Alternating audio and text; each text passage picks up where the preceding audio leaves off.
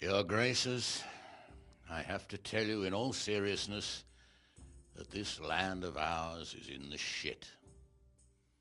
Deep fucking shit. Don't you agree? I might not have put it as eloquently as you, Hanush, but I've been driven out of my own castle, so I'm hardly going to disagree. Indeed.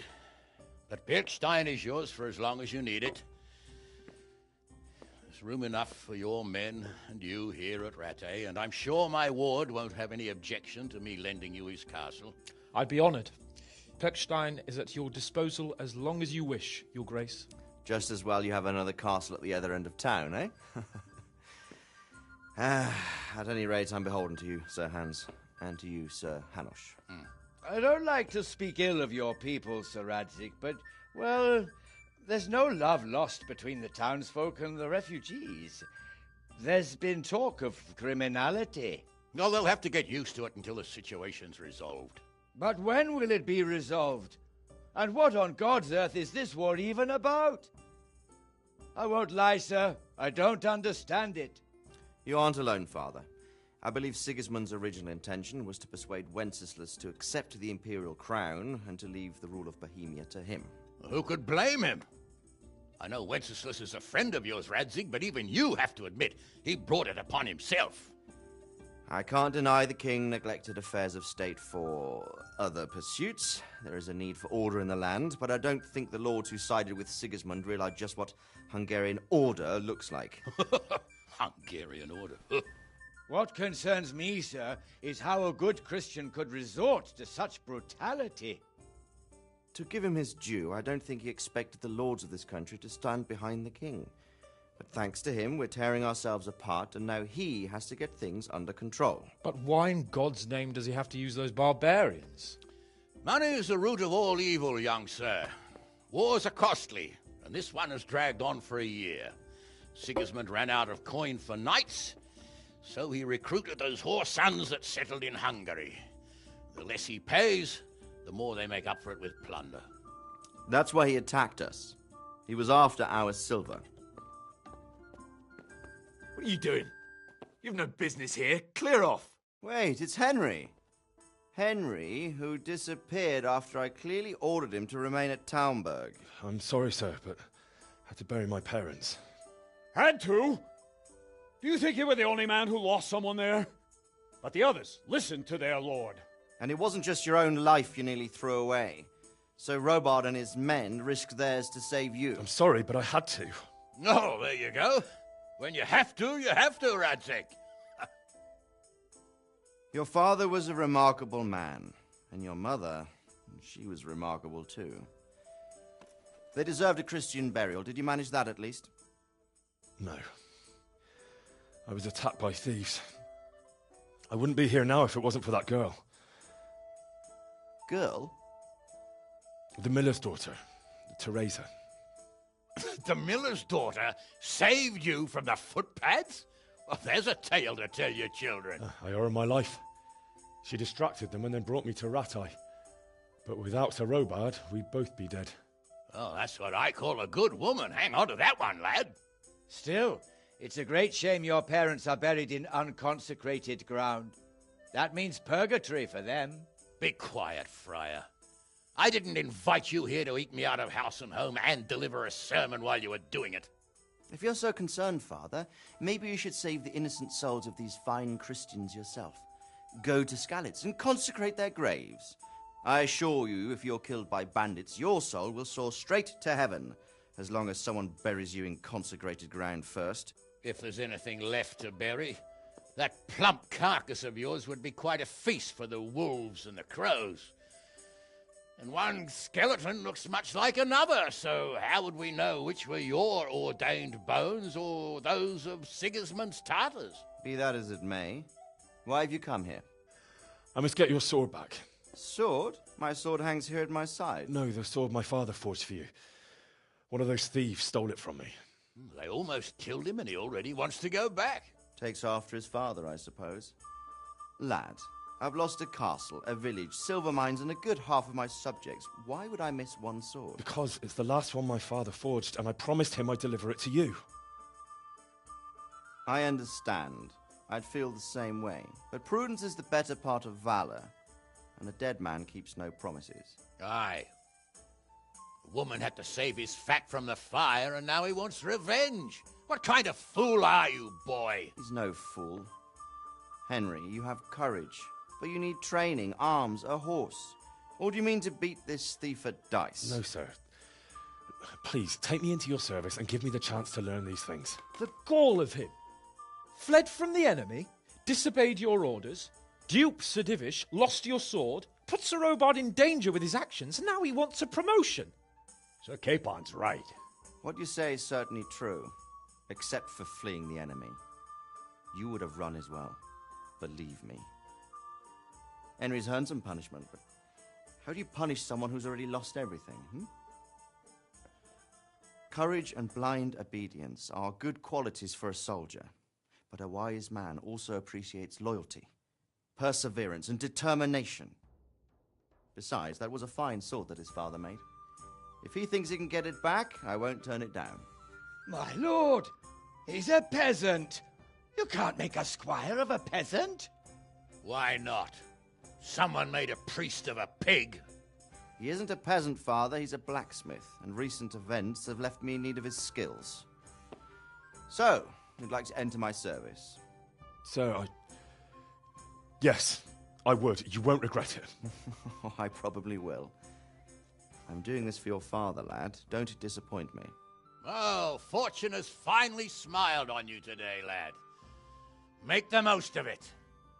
Now that I think about it, Sir Hanush, the boy needs training and experience, and you need spear carriers. That's true. The bailiff is always complaining about your people making trouble in the camp. Maybe one of their own among the guard might help. It might. In any event, it will prove valuable experience. But let's be clear. You're the one paying him. Captain Bernard, see to his training, and then send him to the bailiff. Yes, sir. And don't spare him. You can rely on it, sir. Don't forget, Henry. Don't disappoint me. I won't, my lord.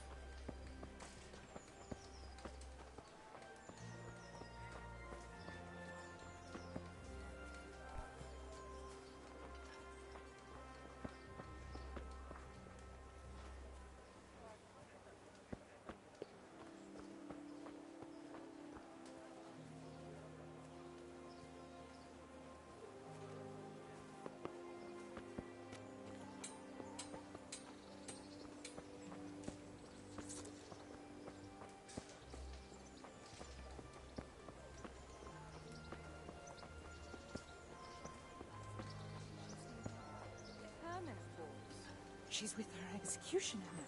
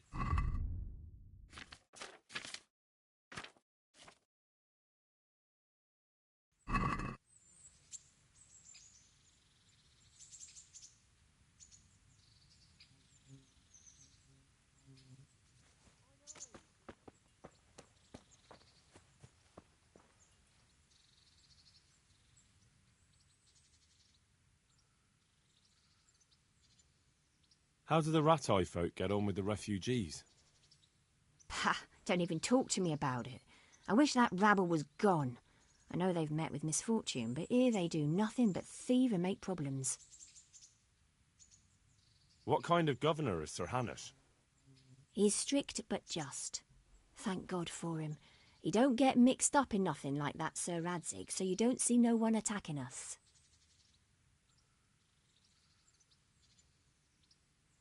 Have you heard anything about the Cumans in Sigismund's army? Everywhere they go, they pillage, rape and slaughter. Or so the tales have it.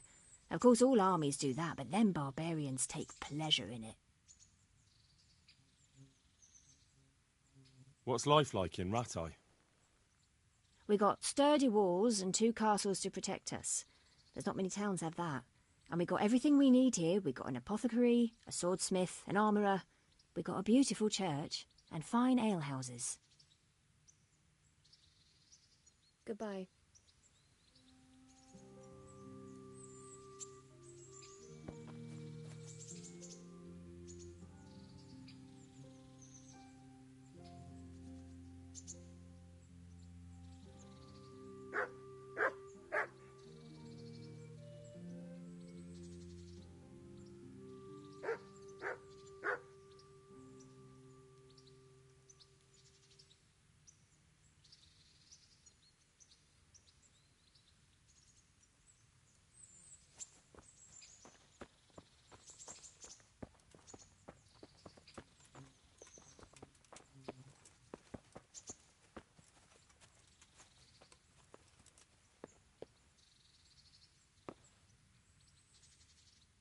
Good day to you.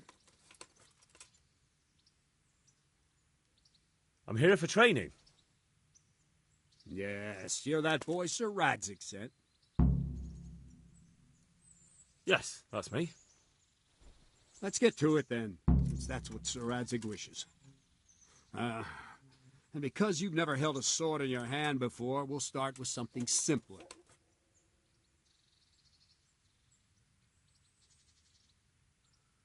Very well. Come with me and listen closely. I don't want to be repeating myself. May the Lord watch over you. So let's see what you're made of. Hold it properly and keep moving. Never stand still when your life depends on it.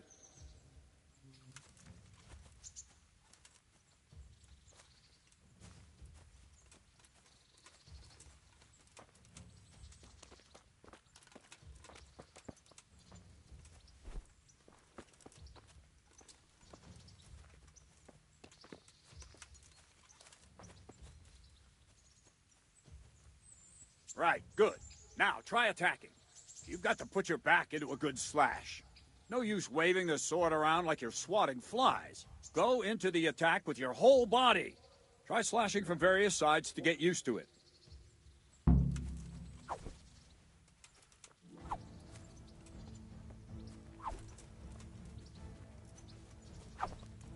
What are you waiting for?